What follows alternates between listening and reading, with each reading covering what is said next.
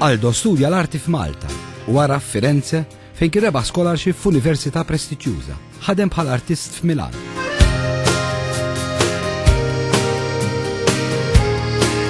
F'Malta Aldo ħadem bħala graphic designer u tkeċċa mix-xogħol għax biddel il-kulur ta' xaru.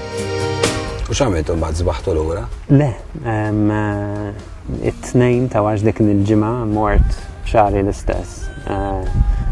U għajtu li fl-uffiċċju għallu li itlaq issa.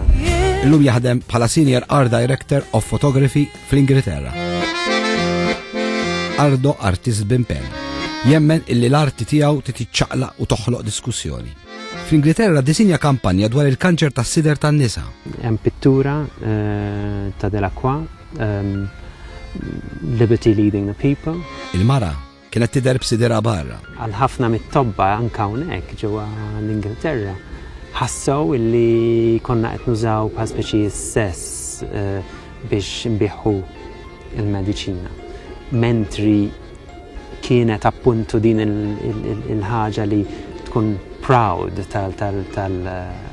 tas-sider. Mike jirrakkonta li qabel ma ltaqa' Aldo kellu relazzjoni mibnija fuq lejra li kisritu. That became a very destructive kind of relationship through jealousy. Mike għamel żmien jaħdem fil-films bħala camera person. Kellu sem films bħal Superman 3. Aldo jimpenja ruħu politikament. Jitkellem l-aktar bil-kartus li xandar minn żmien għal żmien. Iddisinja l-qoxra tas-CD ta' Hugo Sigo li kienet rebħet l-aħjar biċċa arti f'Carlsberg Music Awards. Wara l-attakki terroristiċi li seħħew fl-Ingilterra dan l-aħħar. Kulħadd jaqbel miegħi illi t-terrorizmu għajkra, ħaġa qiegħed toqtol lin-nies illi m'għandhom x'jaqsmu xejn mal-kwistjoni tiegħek u x'naf jien. Jibża jitla' fuq it-tube. Ħafna nies jgħidu li jħarsu lejn nies u jgħidu minu t-terrorist. Jien minflok inħars lejn nies, nipprova nidher kemm jista' jkun bħal speċi all right. Għax nibża illi xi ħadd jaħsibni terrorist.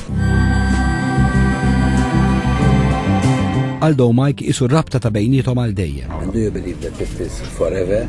Absolutely, yeah, I do. Yeah. Aldo jgħidilna li kuljum Mike jgħidlu li jħobbu. Jien flok ngħid inħobbok.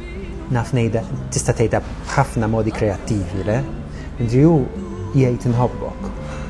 U jgħidha b'mod konsistenti. Kuljum. Wara ċ-ċerimonja fejn marru għal-ħanim? Morna f'post flimkien li krejna dar storika. U morna għadna hemmhekk ġol Ingilterra stess. Ġifieri il-familja, kulħadd. Wara tlaqna lej l-Awstralja, waħedna ma ħadniex il-kulħadd magħna. Kif jispiċċaw ix-xogħol, ħafna drabi Aldo u Mike jintaqgħu għall-kafe u joqogħdu jirrakkuntaw il-ġurnata. Tkellimna fuq aħna jew maħniex. Aldo kien għamel il-grafika kollha għal dal-programm.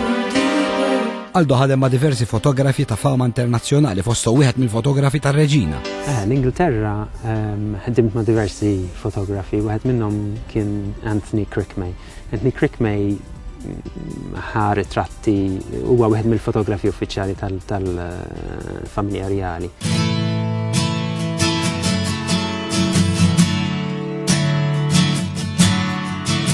Għal Aldo u Mike din hija relazzjoni bbażata fuq imħabba u rispett.